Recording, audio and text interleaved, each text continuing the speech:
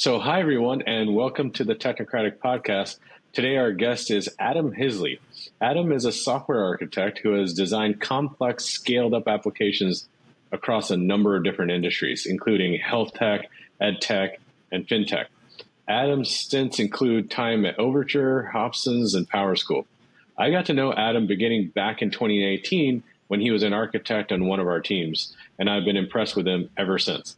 Adam has the unique ability to translate deeply technical concepts into really simple business terms. Adam is truly one of the best architects I've ever worked with, which is why whenever I have a thorny technical problem, he's usually one of the first people I call. So welcome to the podcast, Adam, and it's great to have you here. Thanks, Bobby. Thanks for having me, and good to see you, Mishka, as well. How's it going? Glad you're here. Awesome. So thanks so much for joining. And as always, I'm going to turn it over first to my trusty sidekick, Mishka McCowan, to dig into some fun trivia questions to get us warmed up with Adam. So take it away, Mishka. All right. So, Adam, this is the point where you get nervous, but there's no reason to be. It's going to be very easy. It's just going to be this or that. Just choose one of them and say which one you prefer. So, okay. All right. We'll do one that's pitched for architects or reformed programmers first, and that is tabs or spaces. Ooh, tabs. Tabs. Okay. For sure. Bobby, I'm curious, which do you go for? Tabs? Okay. Tabs. Well, definitely tabs. Let the holy war begin. The right answer to that is linters, by the way, but I still accept tabs. Anyway, sorry. All right. Next up, Star Wars or Star Trek? Ooh, that is a tough one, but for younger me, Star Wars, but today I think it's Star Trek. That's my answer. That's interesting. Okay. Bobby, you got an answer on that one? Yeah, I got to stick with Star Wars, even though some things got kind of wacky with it. I still got to go Star Wars. But I missed Next Generation. I was a big fan of that show. Same here. No question about it. Same here. All right. Thanksgiving dinner or 4th of July cookout? Thanksgiving dinner, for sure. My brother's a baker, so Thanksgiving dinner is significantly quite the event. Got it. Bobby? You're lucky. Your brother's a baker. I'm like, wow, that's awesome. So cool. Yeah, my favorite holiday is pretty much 4th of July, so I got to go with the 4th of July steaks and hot dogs and all I'm more that the 4th of stuff. July guy. I like the informal cookout with a hot dog in one hand and a beverage in the other. That's my idea of heaven. That's right. All right. So we'll do number 4 of 5 here. Supercar or monster truck? Got to say monster truck. I got the spectacle. The spectacle. Yeah. That's a great question. A super truck I could maybe do, but no.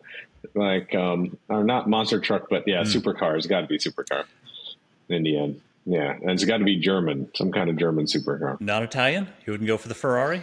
No, Okay. I'm a 911 guy, man. You know that. Cars Fair and enough. coffee. I'll take a ride in anything that's fun. So I am non-judgmental there. Okay, so the last one is guaranteed to get you in trouble with somebody. Who's the better cook, your mom or your spouse? Oh, no. I would say mom, because I'm not married, but also it doesn't matter. I have to answer that regardless. So it's mom easily. But we definitely, it's a funny story because, like I said, my brother does all the cooking now that he's a baker. So the real war is between him and her. Every Thanksgiving, she wants to help, and he has to say, "Oh no, it's okay, Mom. I've got it." Politely, kindly. It's okay, So I'm happy to fight for him when those discussions come up. He's got the professional experience. Bobby, you want to take the 5th on this That's one? funny. See, I kind of just want to say Adam's so lucky he slipped out of that because he has no spouse. I have a spouse, so I'm screwed. But I will say that I love my mom dearly, but she doesn't cook anymore as much, and my wife's kind of taken the mantle for it. And they're both amazing, so I'm good with that. I will just throw mine out just because, so we can all be in this together. I'm going to go with my wife just because she sleeps next to me and would murder me otherwise. There you go. That's right. Smart guy. Always wins. So that's the end of our this or that segment. That was great. Good getting a little bit of insight into Adam's brain beyond the architecture side, which is all we ever seem to talk about. But speaking of architecture, Adam, I actually just wanted to start off talking a little bit about your earlier career. Now, of course, you're a very senior level architect in a very large organization. I think it's a publicly traded organization. And that's a huge responsibility. But how did you actually break into the technology industry? Was it like right after college? What was kind of like your first job in this world? Yeah, sure. So my first job was at Overture Technologies. I started 2009 there. And actually, that was a position that I first got as an internship in college. And then they made me an offer to get started, which, of course, was the whole point of me doing the internship. So I was like, yeah, definitely. Thank you very much.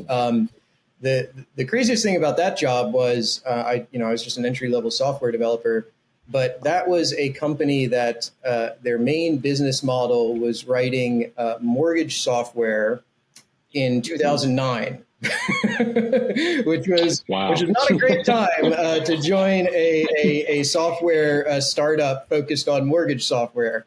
Which means, though, interestingly enough, in a lot of ways, it was, of course, crazy, but it was actually a really great experience in others, in the sense that when you're at a startup, there's already such a high degree of ownership and a high degree of, just desire to, hey, let's build the thing that works.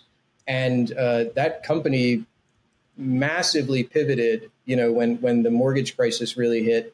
And the entire economy changed overnight, pretty much. Yeah. I was spending my time in that position, like writing government, like if any of you recall this, like the HAMP, the Home Affordability Modification Program. I was writing software at 1 a.m. in the morning to implement HAMP MPV calculations. That was my 2009, 2010, and it pretty much defined what I came to, like, what I realized, like, software job actually was. I didn't quite know from an academic background, but it was really instructive in the sense of the ability to take like something and very quickly deliver something that, while we had to pivot and move quickly, you had to be, I think we had to run thousands of mortgage calculations you couldn't be off by a penny before software could be used, and that was a trial by fire, to be sure, but it was also kind of an interesting foundational experience. Kind of learned a lot very quickly. I'm sure. Yeah, was it in any way intimidating because you had just gotten into this world and then you had such complex platforms to work on, or did you pretty much embrace it easily? I would say it was intimidating. The greatest strength of being in your 20s is you don't necessarily know what you should be afraid of. And it was a good culture in that sense where, I think a term that matters a lot in the software industry is psychological safety. And there was a lot of psychological safety. Like, that team really worked well together. And, if you were one person who needed a lot of help, they were going to help you. They weren't just, they couldn't afford to. One of my favorite anecdotes there is I was this young person. We were doing like some production database change for the first time ever. And I'm working with this much more seasoned developer. We're shipping the change. And I didn't even know what the change was. Like, I had no idea what I was doing at this point. And I just remember turning to this guy and saying to him, like, well, I read online, shouldn't we do a backup before we make this change? And he looks at me without even missing a beat. He says, backups are for cowards. And then he made the change. I guarantee you that he was not actually making like a deletion change or anything writing. I mean, it was, he wasn't that irresponsible. But, the culture there was really to be like, hey, look, the job here is not that intimidating. Like when someone tells you something like that, and by the way, when they're helping you to do it as he was, it really helps you to feel like, okay, like, we can do this. Like, we're going to be able to ship this successfully. This isn't anything to be scared of, which, I don't think software, you definitely want to change that mindset if you get into it as quickly as possible. So it was good. Yeah. Adam, in our industry, the software industry, as you know, like being an architect has, in my view, such a great deal of like prestige associated with it. You get to a certain level of software engineering competence to become an architect. That's like a huge deal. I know when I first started off as a lowly Java developer, I always kind of like aspired to one day be an architect and stuff. And when in your first job, first couple of years into the industry and stuff, were you already edging towards architecture? I mean, most good software engineers are probably doing some level of architecture, but Yeah. in a more formal sense, were you spending a ton of time right away doing architecture? Or did you learn that over time? Yeah, I mean that's a great question. Honestly, it's something I think about myself in the sense of when I'm giving other people career guidance. I'm like, what? How did this happen for me? And sometimes I'm not even sure I do know the perfect answer to that. But I will say this: that like in my second job, when I moved from Overture over to the Association of American Medical Colleges, something that I did very early on that I think really accelerated my growth in that area is I was just very interested in working with architects and other engineering leaders who were around my team and around me, and very interested in just learning from them directly. And I think that actually probably did more than anything to help me to kind of like begin to understand like what do these people who are architects actually do all day, and why is it a different title than lead engineer? Mm-hmm. Like the hardest thing that I often observe for people who are interested in becoming architects themselves, like the biggest challenge I usually see is that it's hard to develop the experience and the understanding of what is a good thing to do at 100 developer scale as opposed to at 10 developer scale, right? What is a good thing for an entire organization to do, which a lot of times an architect is going to weigh in on, than like just what my team is going to do, which is usually what I'm thinking about as a lead engineer, It's just, it's really different the answers to those questions are sometimes totally opposite from one another. And my advice is just to cheat and learn from people who are already doing it. That worked great. That worked great for me. And I don't really like it. I think it's actually kind of dangerous to try to teach yourself that stuff. Because again, you're very, as an individual contributor, you're very focused on a totally different class of concerns that when you go up that level, be it architect, be it staff engineer, whatever it is, where you're at the org level, you almost have to unlearn some of those inclinations that you developed when you were more focused on like one team and like one delivery goal. Mm-hmm. Yeah, that's really smart. Do you find that the learning you had through, I'm sure you had like early mentors and just people around you who are super smart that you probably learned things from. Do you feel like years later now that a person who's trying to break into that, like, architect level, do you feel like they need mentors, or do you feel like for the most part, or do you feel like now there's so much online, so much available knowledge and information now with things like ChatGPT and stuff that a person can make the leap from, say, senior developer to architect just by learning from online resources? Or is it still wise to have those mentors helping you? Yeah. I mean, it definitely is true that there's so much more content now. I mean, it's not like the internet wasn't around in the early 2000s, but it's several orders of magnitude more stuff that you have access to, and much higher quality too, in terms of learning resources. So I definitely think that is a way you can go, no question. The thing about, I guess, the mentorship or the direct access to someone that I think you can't replicate is specifically like, I mean, anyone can tell you like, oh, these are some good technologies, these are good solutions to your problems. But a lot of times the experience that you're building is the contextual application of that information, right? What is the best technology for my team or my organization at this point in time, based on our constraints, that's not something that any YouTube video can give you. It can give you half of it, and it's a really important half to have. But a lot of what I learned from people, especially in that, other architects when I was lead engineer, is I really paid attention to, these are the things that they are chasing, and these are the things they're not chasing, and the reasons. Like, I think these are all good things. Why aren't we doing all of them? And it's like, they have a lot more wisdom than I do about what things my organization can do quickly and what things they can do that'll just never get done.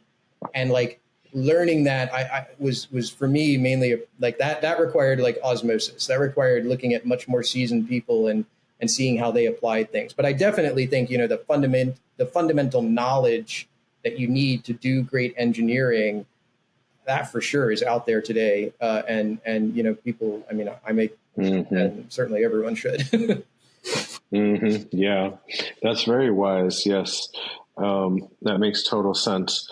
So Adam, last question on like the sort of early career journey.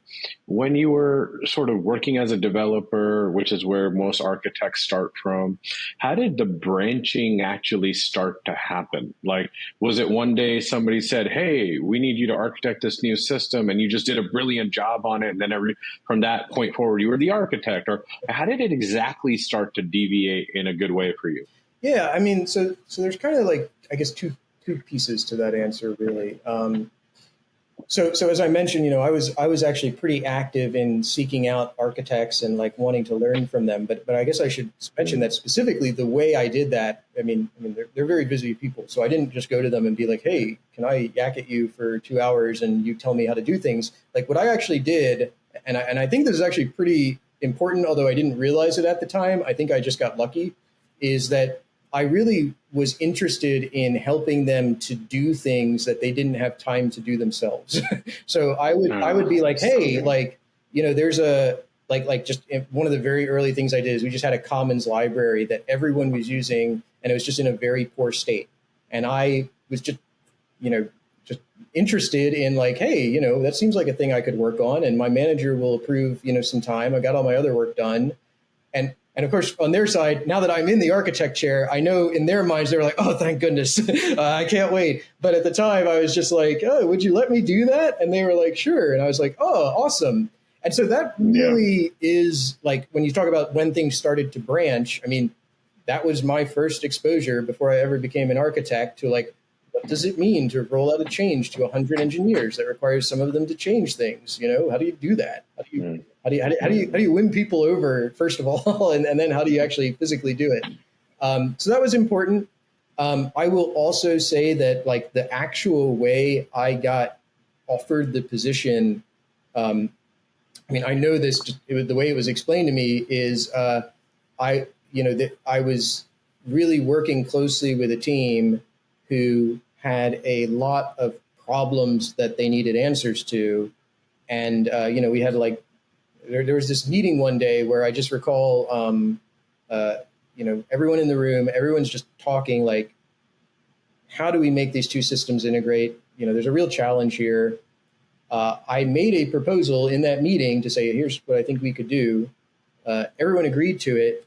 And a week later, someone said, hey, would you like to become an architect on that team? And I know now it was literally just because of that meeting, because of that one point. But that was like the tipping point of like 100 prior conversations that went the same way. Right. I think, the lesson there that I think I take away from it is, there is, architect more than anything is kind of, the term sometimes used, solution architect, right? And people really want someone in that role who they see as capable of, listening to a really complex problem and then reducing it down to like a very actionable answer. If you have that skill, or if that's the way your inclination is as an engineer, then, I think like you naturally do that as a lead engineer, as a developer, even, you're going to have opportunities to show that skill. And then, I think people notice that, if that's something you're interested in doing and that's the kind of conversation you're contributing to. Yeah, that's really interesting. It's a good lesson for our audience that if you go and solve a bunch of problems for people, like great things can happen, no matter what it is. Like just go start solving problems, and things can really open up for you. I think that's a very good lesson. The other thing I remember was we were, when I became CTO and you were more or less chief architect of one of the business units, we were in a conversation with a huge customer, and the solutions architect in you came out. And I remember that day still. I won't name the customer or whatever, but I still remember that day. And it was that connection that you made with them on a complex problem that they were having, and you just kind of boiled it down in simple terms, and that made a massive difference to the customer and made the meeting go really well. Mishka, I know you have a bunch of questions for Adam. I've been talking to him for a while. Why don't you jump in? Sure.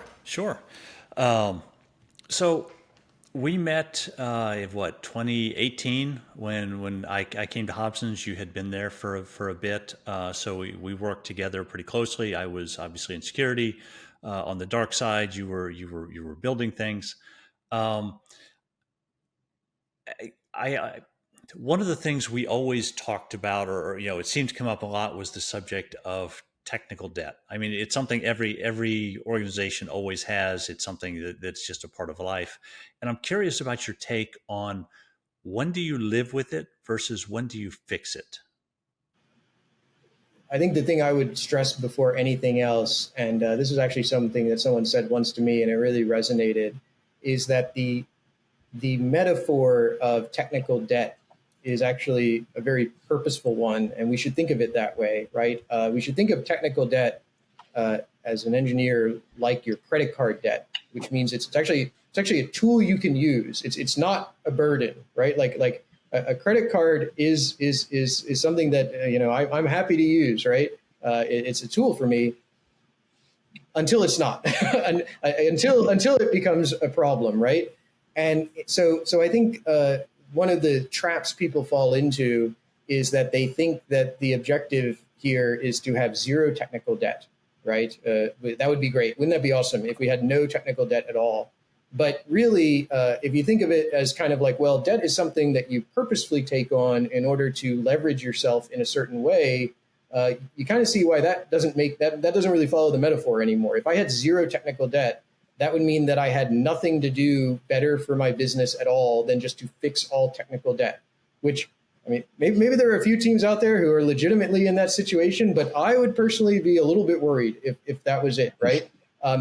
So I think if you think of it in that way, first off, it helps people to be a little less like panic stricken about the idea of technical debt and the idea that we have to fight all of it. I think you can have more healthy, productive conversations if you instead focus on, hey, what is the right amount of technical debt for us to take on? How much technical debt should we leverage to get something done? Hey, if I can get this to market 1 month earlier, that would be amazing for my business. I know I'm going to have to take on some technical debt to do it, but that's worth it to me. And I can pay that technical debt with the revenue and the interest that I will generate by shipping this feature. Like, that's a healthy technical debt conversation to have, right? The last thing I'll say on that as well is that, of course, if you can get to that point, you still have to solve the problem of paying technical debt, which probably, if we're being honest, is where most people probably do stumble a little bit. It's just so easy. Defer the credit card payment, defer. What I have found there personally is that actually there, and this is just my anecdotal experience, so take it with a grain of salt, I suppose. But my anecdotal experience has been people actually aren't that resistant to paying down technical debt when you frame it in the way I just have, as this kind of incremental good faith effort where you give a little and you get a little. I think people, a lot of times people say like, oh, no one will let me fix my technical debt. And I'm like, okay, well, what are you asking for? And they say, well, I'm asking for a 1-year project to reduce my technical debt to zero. And I'm like, probably no one is going to sign off that, Yeah. So you really, you need to think, I think, smaller incrementally, and you need to kind of, if people sense that you're not a zealot about it and that you see the benefit as well as the cost, then I actually people are willing to say like, yeah, I get it. Here, take 2 weeks or take what you need to knock this out and to bolt back. We got the benefit that you promised, that you talked about originally, and you told me we'd make a payment later. Here we are. I'm ready to make the payment later. That framing has been successful for me. Got it. So you said something there that, you can get delinquent on your technical debt bill, your credit card bill, because technical debt isn't necessarily free. There is interest attached to it, because as the older it gets, the harder it is to upgrade in some points, things like that. So what is your advice for an organization that's maybe gotten a little bit behind in its payments, right? So, because it might be my experience, the way it's colored, because technical debt at a certain point becomes security debt, and that's where I tend to get involved. So for me, that's where I see the problem. So how would you approach something? Let's say you walked into a new organization tomorrow, and they had large amounts of technical debt. What are some of the strategies that you would use to tackle that? Yeah, I mean, it's a great question. It is definitely a situation where I've been asked to help teams who are in that scenario and to come up with solutions for them.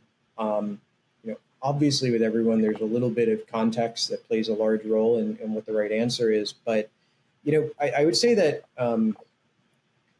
by and large, the things that I have kind of identified when looking at that is really kind of like I really tend to focus on two things. I really try to figure out as early as possible, is there a kind of cultural reason that you've fallen behind on your tech debt? Is it an attitude reason, or is it more of a like physical conditions situation where hey, we have fallen behind on technical debt, but there were, sometimes there truly are like just acts of nature that you are going to fall behind on technical debt because you had to pivot your entire business or something like that, right? But the interesting thing that is like for me, and again, anecdotal, maybe not representative, but the thing for me is that a lot of times what I observe is that teams who have fallen behind on their technical debt, what really has happened is that they just have become really entrenched in the status quo. Like they really just want to run the business, especially the engineering side of the business, the way that they always have. And the best way to move that needle is actually to change that mindset first. Like when I've been able to convince teams, hey, really we can fix this technical debt. That's not an issue. If you get everyone on board with that, and there isn't a culture of like, hold on, slow down, like, what about my current processes? How will this work the way we've always done it?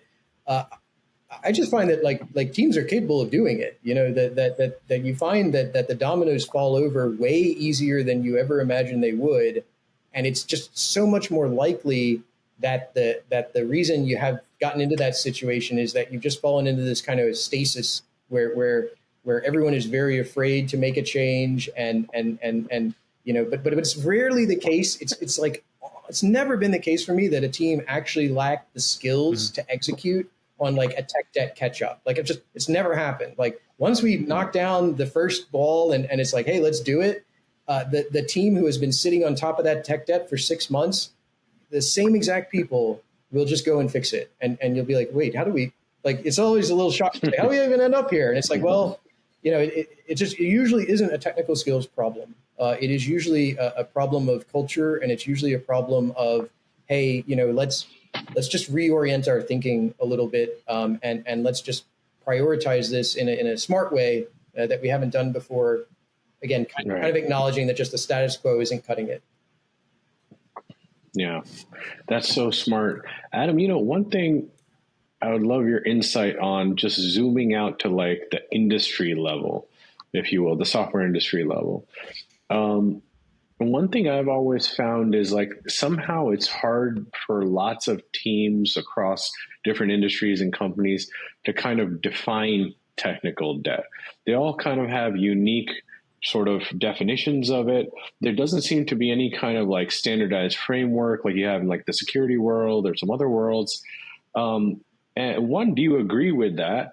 And two, if you do agree with it, why do you think there's been no standardization of like how you define technical debt? Yeah, I do agree with that, definitely. And it's always a little bit of a can of worms when someone tells you they have technical debt. It's usually just the beginning of the conversation, because then you have to immediately figure out, like, what are you even talking about? Like, sometimes people say technical debt and they're like, we haven't reformatted our code to be the new standard. And sometimes people say technical debt and it's like the server is like on fire behind them. And, that's technical debt. Those are all forms of technical debt, right? But obviously not from the business point of view, and not what anyone would really want to know about the situation. So I do agree that it's definitely, a little bit of a problem of definition. I will say that I don't, what I have tended to focus on is, how to put this. There's actually a really interesting book called, I want to get the name right here, Project to Product. And I don't actually agree with the framework that they put out. Like, I don't use the framework personally, but reading that book was really interesting to me because it makes this very interesting argument that what they call it the flow framework. And the idea is that if you have security, architecture, and product features, I think there might be some others, but those are the three swim lanes where you are at the leadership level, at the organizational level. If you are purposefully investing in those three swim lanes to the point where like your CTO knows about it, right? What can happen? What's interesting about that, if you divvy up that work and you really speak clearly about it, is that you can actually make purposeful decisions like saying, hey, we are shifting 80% of our allocation to development. We know that this means it's reducing those other swim lanes. This is a zero-sum game here. And you can start to imagine a framework, I think, where you could start to say that represents technical debt, or at least it represents the natural ebb and flow of our business between prioritizing the delivery of new features and things like Mishka's, security issues, or what he thinks will be his security issues if he could have a little more funding and time to track some things down, right? And that's very far from like a formal framework, so I don't know that I have a great answer there, but that's the first thing that comes to my mind that I have ever read or talked about, where it would kind of give you some hooks to be able to say in a way that a leader would understand, in a way you could take to a CEO or someone, right? And be like, look, this isn't just like this isn't just an Excel sheet with tons of money in it that you're going to run away from. These are, let's have a history of purposeful decisions that we made, and say, and this is what we ended up with. And, hey, when do we want to pay down this debt? When do we want to, like mapping the ebb and flow of your business, I think is really what you want to get to when you talk about technical debt. I think if a very mature organization, that would be the ideal scenario. Yeah.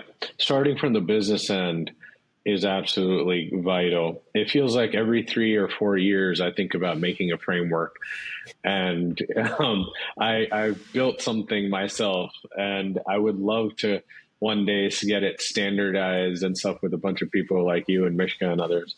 But as of yet, our industry doesn't exactly have it. But anyway, great. That's super helpful. So I want to take a little bit of a tangent here, Adam, because I've always had some curiosity about, what does it mean to be an architect? So this is a really fascinating conversation for me.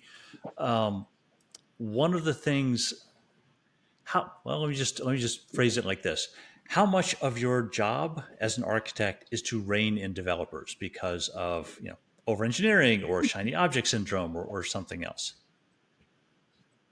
Yeah, well, I mean, it's interesting. I think that it is the question you led with there is, the question of what even is an architect and how do they differentiate is a really interesting one, in the sense that, not that I think it actually is that interesting, but in the sense that, like, especially recently, I get a lot of, if you're reading things on Twitter, or watching, commentary like this, there's a lot of questions out there of like, should we even have architects anymore? Or what is, maybe instead of architects, you should have staff engineers, which are individual contributors, but do architectural design.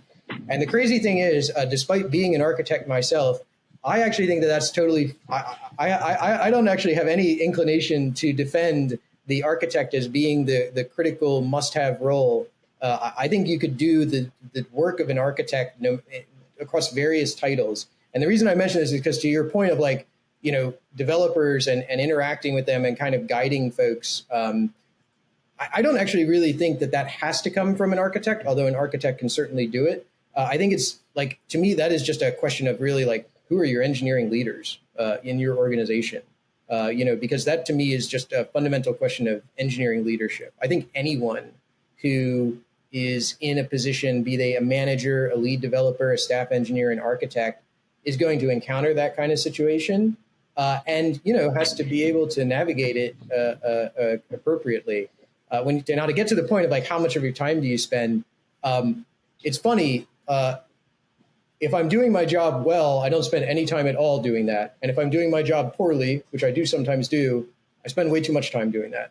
And what I mean by that is like what I see my job as an engineering leader to be is to just relentlessly merge the path of least resistance, meaning what people want to do, with the right thing to do, which actually might sound a little bit fantastical, but really is, in the world of software engineering, a lot easier to do a lot more often than people give it credit. Like people in our industry, there are thousands of people who are working every day to make the right thing to do the easiest thing to do. And if you're doing that, my experience is that you don't have to corral the developers or anyone. You really just have to herd them. You have to tell them about the thing. And yeah, that's leadership, right? I mean, at the end of the day, is helping people to find something that they want to do that they wouldn't have found without you, right? I mean, if I can do that, I'm doing my job well. And if I'm not doing that, or if I'm trying to give them a bitter pill to swallow, I don't think it's actually my job to make them swallow the bitter pill. I think I'm actually kind of screwing up at that point. It's usually assigned to me. Like, first off, it's usually assigned to me that that's not going to be a very good pill. Like, they're not dumb if they're resisting you. They probably know something you don't, and you need to figure out what it is as quickly as possible. So I try to read those signs, but really, when things are going well, when things are humming, that's part of what makes this job great. Honestly, is that you get to sit down with really smart people and be like, hey, what if we did this? And you're looking for that reaction from everyone where they're like, oh, finally, thank goodness, I mean, those are the best days. And I just try to do my best to replicate that as much as possible. And so a little bit of dodging your question, I'll admit, but that really is what I have found works best for me. So you said something that caught my ear there, where you talked about, is an architect necessary? Because, it could be done by someone else within the organization. Over the past 20 plus years, since I've been involved in building software, I've seen less specialization. So first you had front-end developers, back-end developers, and then over time it became full stack. So what you talked about is more of a generalization of the craft or of a role. Is that, did I get that right? Is that what you're looking for? I mean, what are the advantages and disadvantages of that? So I think you're definitely right that it's partially the generalization of software design, which I will, in my opinion, it's funny, today we build, I think, the most complicated software systems we've ever built, but it's also easier to build complicated systems than it's ever been. So it's kind of an interesting, I don't actually know. I was trying to get to a point there of like, do I think it's easier to be an architect or not? I actually don't know, to design software systems. But here's the one thing that I will say, that in terms of what is hard to generalize, or what I think you need someone to do, regardless of whether their title is architect or not, this is really, it gets to that the problem of commons decision making, or decision making across a wide range of teams. That I think what what the architect role has traditionally been responsible for that other roles traditionally weren't responsible for is that at the end of the day, if a team builds a software system or a feature and they ship it on time and the customer loves it, but it just completely doesn't integrate with your payment system correctly, or it completely we were supposed to have security logging and it's in a totally different format. How did this happen? Usually that team is not held responsible for that because the team is focused on delivering the thing, right? So who is responsible for that? I think the question naturally arises, who's responsible for some level of coherent global practices that first off, check some boxes, sure, and less interesting things, but also fundamentally, really what they do is they improve velocity, right? Most people do not actually want, contrary to popular belief, most engineers do not want to reinvent the wheel on every single thing that they do, right? If there's a tried and true thing that 10 other teams have used, the average engineer will want to use that thing and then go focus on building the part that's actually their job, right? So to me, when I think about like what I really, and this is something that's come up for me as a lead architect who had architects who reported to him, the thing that I have really stressed in those scenarios is, look, absolutely, we are responsible for delivery. We are responsible just like everyone else. But we are also simultaneously, we are the ones who are responsible, at the organizations I've been at, for some semblance of, a cross-team coherency. And I won't even use the word standardization. That's not really what I mean, but just the idea that if you miss something, like if a team creates their own email delivery system without thinking about the fact that 3 other teams have been using their own email delivery system and they could have just used it, that's the architect who screwed up, right? It's not the lead developer's problem. It's not the junior developer's problem. There was someone who should have caught that and should have saved us a lot of time and energy and money by doing it. Whether that person's official title is architect or not, I don't really care. But I think that's a very real need that emerges as teams reach a certain size and a certain level of distribution. And that is, team, if you miss fulfilling that need, you can really dig yourself into a ditch really quickly. And so I think that, that to me is something that I think about a lot as like, that's actually the most important, in a lot of ways, responsibility that you single out when you start adding architects to teams and kind of pursuing this very particular design vector. Adam, do you think that there's a role for the ivory tower architect in large organizations, or does every architect have to be really practical in the weeds, implementing side by side with developers and so forth? Do you have any view on that? I'm talking about larger organizations like 200-300 million in revenue and up. I am a bit opinionated on this, so I don't. Maybe I think I don't actually have the level of, I haven't worked at 20 different organizations at that level. So I'm always a little hesitant to paint too broadly. But based on my experience, I would definitely say that, the ivory tower architect, in my experience, is fundamentally their primary use is as a scapegoat. If you want someone to blame, you should create an ivory tower architect. It'll be great for that purpose, and you'll be able to blame them for everything. But in practice, I really greatly prefer an architect who is hands-on. Something that I've always talked about with architects is I expect like folks who have worked for me to be minimum 50% of their time hands-on keyboard. And that's not like, oh, you spend half your day coding, half your day doing other stuff. It means that really what it means is that things come in waves. Like sometimes you will be expected to spend your whole day dealing with some really thorny business requirement and just untangling it. And other days you will be just like any developer in the trenches, because that's the best use of your time. The reason I think that's important is because, especially today, I mean, it's always been true, but especially today, the rate that technology changes is so much more rapid than it's ever been that, just speaking for myself personally, I don't really know how I would stay on top of it if I wasn't doing hands-on keyboard work. Like I mean, if someone else out there can do it, you're a better person than I am, and by all means, you've probably proven me wrong then. But at least for me personally, it's just not possible. Like I can't I find that I can't really design systems and kind of speak coherently about the systems I'm designing if I lack that hands-on experience. And it's always the case, like, as a lead architect, I've gone through cycles that are much larger where it's like, hey, for a month, it was the combination of like some SOC 2 audits plus some other stuff. And you're just like, I haven't touched a keyboard in way too long. And I always find that I have to get back to the hands-on experience and refresh that after those kinds of, those kinds of moments where your attention is diverted.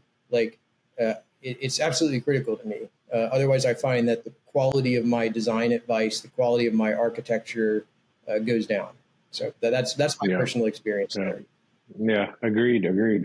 Absolutely. I wonder at this next question is one that I get a lot from some of our audience members, which is that, so you have these different tracks in software engineering, like being an architect or being a security expert, or maybe being like a VP of engineering. At what point does a thought of becoming like a CTO who oversees the whole organization, QA and cloud ops and all these other functions, does that come into the minds of architects at your level?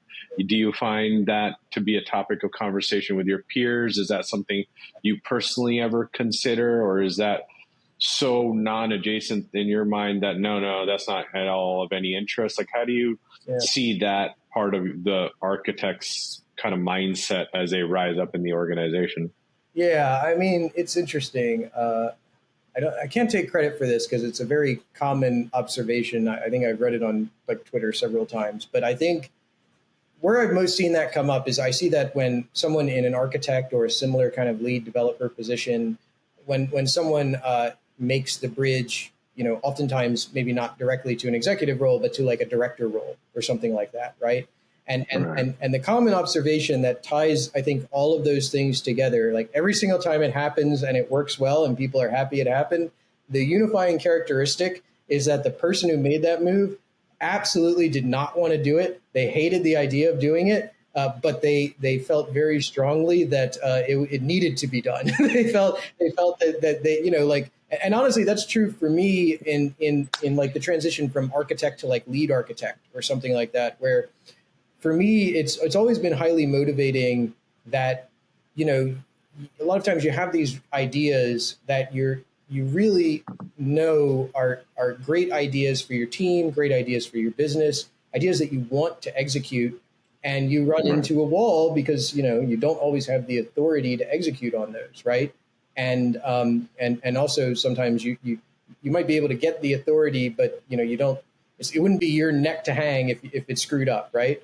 And I think people, what characterizes people who look in that direction is that they just have this attitude of like, I want to make those ideas happen, and I want to take the responsibility too. Like, sign me up. It'll be my fault if it goes wrong, but I want to be able to call those shots. And, there's, the great thing about engineering is everyone loves to complain, go to a happy hour with software developers, and that's what you do for a whole hour. But actually not everyone is willing to turn those complaints into actions, big picture changes that then it's on them if they don't work. And, I think that's actually for good reason, right? That's actually a lot of stress, and it's not for everyone. I'm actually perfectly cool with people who don't want to do that. But I think that impetus, people who have it, do end up moving in that direction one way or another. Yeah. You always want to make the person who doesn't want to be the king, because then they're going to be responsible and not just doing it for the title or whatever. Last 5-10 years, I've seen that last 6 years, at least, of your career rising through the ranks and doing all these wonderful things. Can you share with our audience some sort of lessons that you may have learned? So maybe not just architecture, but just being in those kind of elite levels with all these like complex decisions that have to be made. You're balancing sort of business with product, with technology. What are some like big takeaways that you found made you successful? Sure. Yeah. So I think one thing that I was thinking about, and it came up kind of recently, so it's been top of my mind for a while. And we also a little bit touched on it when we were talking about technical debt earlier.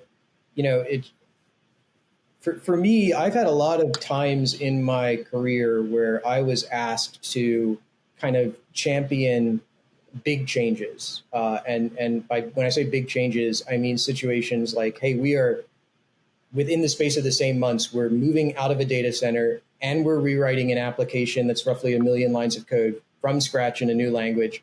And we think we need to change our whole IAM system. Like pretty significant changes that people were probably rightly very hesitant to do, very hesitant to make. And navigating that successfully, it's something that I enjoy doing. It's something that, I think it just fits my personality type. But I've often thought when doing it, like, how do I make this easier on myself? How do you not end up in situations where so much big change is needed? And a strategy that unlocked a lot of things for me personally is that there is a paper out there. I'm gonna screw up the name of it because it's kind of a weird name. It's by Alistair Cockburn, and it's on. Why have I heard that before? Yeah. Famous guy, but the paper is identifying humans as first order nonlinear components of software systems. I think I got it. I think that's, it's a little bit of a joke name, which is why it's hard to remember. But there's a great quote in that, and I'm pretty sure he quotes it from someone else, but the fact that it's applied to software, I think, is really brilliant. And the quote, I'm going to paraphrase a little bit here, but the quote is, in general, people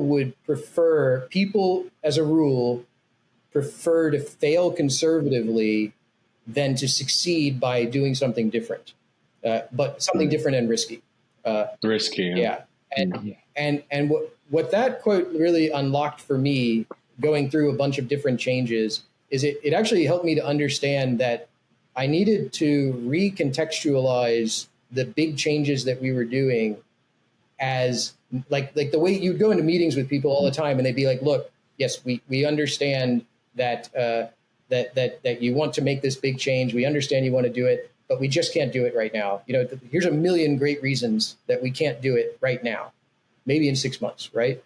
And what really worked for me really well was to recontextualize that as what that means is that we're choosing to fail conservatively. We're not just holding things down. We're not just maintaining the status quo. We're actually watching, something like our development velocity go down or our bug count go up or whatever metric you want to use, right? If you can frame it as like, yes, I understand making this big change has risk, but if we do it, we will succeed. And if we don't do it, we will just slowly fail. Like when you frame it that way, it's kind of shocking how much people who were previously resistant to making those changes just completely change their attitude. Like the same person with the same mode of thought will just. That's so true. Yeah, that is so true. This is probably going to be the hardest question that we ask you in this call. But you're saying this, and it's occurring to me that like the art of framing is also what I felt like made me become out of just pure engineering and into more of the business side of things, and then eventually into the CTO realm. How does one become good at framing? I've always wondered this. Like, I just kind of stumbled into some knowledge and some people who knew the art, so I just copied them and stuff. But like, let's say you're like a VP of engineering or like a lead architect, right? Or a CISO like Mishka and stuff. So much of the success of technology people in the business realm just comes down to framing and messaging and how you articulate something. How can somebody become good at that if they're not good at it right now, but they're technically excellent? Yeah. Read Alistair Cockburn, I guess, but yeah, I think your answer is I mean, you're totally right. First of all, that it is like the right framing is so important, and another thing I'll just pile onto that in a double agreement is that I think actually engineers as a kind of like a class of thinker are actually prone to framing things incorrectly, that you learn a lot of instincts and you learn a lot of things that are critical. Like the classic example is putting I do this myself. I'm not trying to claim that I don't, but the classic example is putting an engineer in a conversation and they immediately over-explain. They immediately drill down. Yes, yeah. And I always try to be very sympathetic for that, because basically that is the skill that made them a great engineer 9 times out of 10, right? And so I think when you talk about how do I get good at framing, there's a component to that which literally begins with unlearning or preventing your impulses that have gotten you this far, which is really hard. Like I struggle with that. It's so hard. But I think that's necessary. And I think that's actually the first stumbling block most people encounter in trying to do this framing better, is they lean on the framing that made them a great engineer because that's their skill set. That's what they have. That's, I was a great engineer, so you made me an architect, so you want me to keep being that way, right? And it's kind of like a little bit of a mind twist to be like, oh, actually, I need to not do that. I need to attack this problem in a totally different way. That's tough. That's really insightful. Like controlling your natural impulses and stuff. Yeah, I felt like I made the transition to being able to frame better, which I always still fall back into my old ways and stuff all the time. But I've gotten a lot better at it. But I made that change, I think, in myself when I saw somebody else be really good at it that I was working with day in and day out. And I saw the results that they were getting from the framing that I wasn't getting in board meetings and stuff like that. And I was like, wait a second, the next board meeting that I go to, I'm going to say this whole thing in a completely different way. And magically it worked. Yeah. And it was like, holy shit. Like messaging things in a different way works. Yeah. It's really shocking how much, you can move forward in software, in leadership, just by framing things in a way that shows you understand what the other people you're interacting with want. It takes time and experience, and I think learning from other examples is really a great way to do it, 100%. But it is shocking the amount that and again, like, against many natural engineering instincts where you're just like, well, we're going to build it this way no matter what we do. So who really cares? And it's like, well, you learn the hard way, I think, pretty quickly. At least I did. That it matters a lot, actually. It matters a whole lot. Yeah, exactly. Yeah, that's a very interesting part of every engineer's journey that's rising through the ranks, is how to get good at that. And I've got another question for you that's going to be pretty, maybe for you it'll be pretty easy, but like, so my worldview since ChatGPT came out and I first played around with it, and I think it was November of 22 or something like that, is that as soon as I played around with it, it felt like some kind of seismic shift happened, like inside my brain. And I remember that same feeling happening when I was on like a 56K baud modem back in like 97 or something, and I first got onto the internet. Yeah. And between the internet and ChatGPT, cloud came out, blockchain happened, and crypto and all that stuff, and a whole host of other social media and stuff. I never had that like feeling until this ChatGPT thing came out, and I was and so like over the last year or whatever, I've developed this feeling that could be wrong, but I feel like in the next 5 years, the software industry, including product and stuff, not just engineering, is totally going to be upended. And I don't mean it like, I don't know exactly what's going to happen with like job loss, replacement issues and stuff. There's all kinds of theory about that, but the whole nature by which we develop software and how we interact with each other in a team, it's kind of like, somebody said this to me one time. They were like, Bobby, you remember when there used to be like webmasters running around in the early 2000s? Now, what happened to the webmasters and stuff, right? Like, so I feel like this whole sea change definitely is going to happen to our industry. And I feel like it's going to happen in a way more significant way than at least a lot of people that I talk to think it's going to happen. But I wanted to know your take on it. you're deep in the weeds technically. You also have a broad view of the business that you're in. What's your take on AI's impact on just the whole software engineering industry? The way that I personally think about it, I've been doing actually some hands-on work. I mean, just today doing some work with like LLMs and various like, tweaking various approaches. And also I use Gen AI tools for my coding every day. I'm using Copilot for code generation and so on and so forth. And so it's definitely the case that for me, Gen AI has already changed the way that I work. And I'm sure I'm relatively confident that that's not going to go down in the future. For sure, that it's only going to go up. It wouldn't make any sense because I already like what I'm using, and I think customers already like the products and features that leverage it. I think the interesting thing is that where we are now.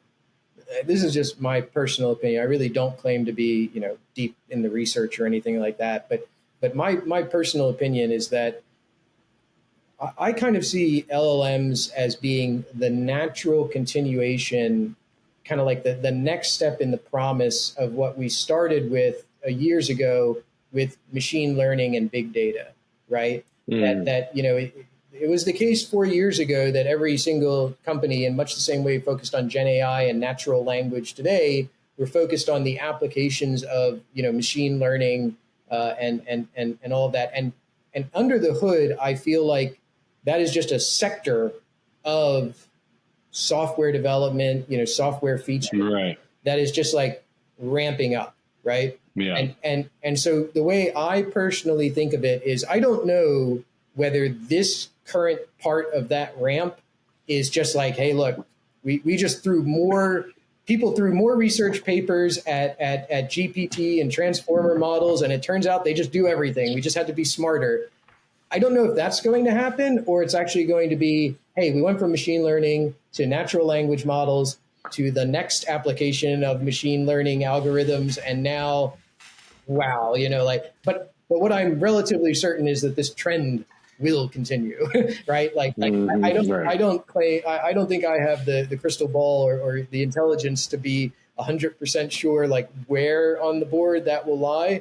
But I think anyone would have to agree at this point that, the energy is clearly there. And, the trend line thus far is that, as more academic interest and more insight is being poured into this kind of very interesting way to build, to process large data sets.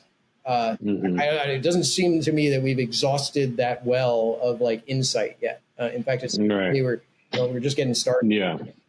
Yeah, just getting started for sure. And it seems like the limiting factor, as everybody talks about right now, is just going to be like energy production. People are talking about needing like Fusion to run Chat GPT 5 or whatever, or whatever, like that kind of thing. But I think it was the NVIDIA CEO. It could have been somebody else, but somebody like that who said, stop teaching your kids. Kids should not go to study computer science anymore and stuff. I thought that was a reach, kind of. Okay. Maybe he's too far up NVIDIA's, but like, is there any truth to any of that? Like up and coming kids in college right now, clearly they should be understanding how to use AI. But I still think there's a role for computer science in the world, Yeah. I mean, I certainly think there's a little, probably a little zealous fiduciary responsibility in that statement, I always say. My personal experience, like I say, I use these tools all the time, and my experience has been that they are better than they've ever been. But I never, how to put this, I'm basically only comfortable using them when it's something that I have 90% of the answer to already. Right. And then it's like you're someone who else who knows it is kind of like filling you in, right? If I didn't have that 90% or maybe 60%, 70%, but if I didn't have that baseline understanding already of what I was doing, and I tried to use the current class of tools, it would be, I think, incredibly, I mean, not just bad, but even in some ways like dangerous and risky. Like, you can, it becomes the case of the blind leading the blind at that point, right? Right. And so I think that's kind of where things are likely to shake out for now. I mean, who knows what the future will bring? But I think that the idea that this tool can replace some kind of understanding, just at least for me, hasn't been the case, because when the tool gets it wrong, which it does, I need to understand it. I can't just say, well, what do you want? The code, it produced bad code, and I don't know what the code does. I just know how to use the tool. That's not going to work. And we're just not at that point yet where the reliability is entirely there. That's what I think. And in general, I think that I think we're still kind of waiting for the next level up from natural language to more specific applications. But we'll see. I mean, I definitely think it's possible that will come, and maybe the next iteration does change things pretty significantly. Yeah. I think it's an awesome time to be in software engineering regardless. Like, it's really cool. AI technology is really cool. And like you said, we've had it for a while. We've had it there's been data science around for years and decades and stuff. And now seeing the explosion of interest in AI, it might just be like the perfect catalyst to start to be able to build even more incredible software than we've ever built before. I mean, there's that famous saying from Mark Andreessen about software eating the world. Like, AI is going to put that, I feel like, on even more bigger afterburners and stuff, So, okay, cool. Mishka, did you have anything else for Adam? One curiosity question. So you mentioned, a level up. If you had a magic wand and you could control what the level up was, what would it be? So I'll try to give you an answer that actually has some weight to it, because there's a lot of different things I could pick in terms of skills that would be super broad and fundamentally meaningless because they're so broad. So I'll try to narrow it down a little bit. I would say that of all the areas that you could get like a Gen AI level up, or just a level up would be desirable, the thing that I've seen make the most impact, but organizations still struggle with in the past, in my entire career, honestly, is the area of actually real practicing DevOps. And if you think about it, I think that if you think about it's rare. The applications of systems, like it's very hard to imagine an LLM that would create your product features for you, because your product features are that's the whole reason your business exists, right? If it can be replicated by an LLM, well, then you have a million competitors just waiting for you as soon as you ship. What's the point? But if you look at something like infrastructure as code, DevOps, oftentimes it's not a business differentiator at all, right? A lot of times that's just the intermittent lifting you need to do in order to get your business out to the world, right? So I think that would be an area where today, organizations do struggle to kind of have like a super clean, like people are constantly working to have a better operational, software release process. There's great tools out there. I use AWS CDK. I love it. But I think there's lots of room for improvement. And I think those rooms for improvement could be, places where there's not enough differentiated work that something like a natural language tool with a lot of really reliability could be leveraged. So taking the friction out is what I heard there. So not necessarily for the features, developing features for your product, as you said, you'd have a billion competitors instantly, but for taking the friction out of the process of developing software is really what you see as the big target. Yeah. And I mean, I think that's been borne out. I mean, I think that's the history of our industry, really, is that undifferentiated work gets vendorized or gets turned into a tool, whether it's AWS hosting your cloud instead of you hosting your data center, whether it's me using like a third-party service to handle email or whatever it is, right? Like, just over time, you can bet on the fact that our industry doesn't, people want to build their business. They don't want to build the pieces that are required for their business to work, right? So anything that enables that, I think, is a pretty reliable bet. That's brilliant. Adam, I think we'll end on that note. That was super, super insightful. The whole conversation has been great. So I think we're at the end of our time now, and it was a pleasure talking with you today, Adam. As always, I've learned so much, and I'm sure our listeners will have taken a lot from this discussion. Mishka, thank you as well. And thank you to the listeners for tuning in. I'll see you next time on the Technocratic Podcast. And in the meantime, keep the shark swimming.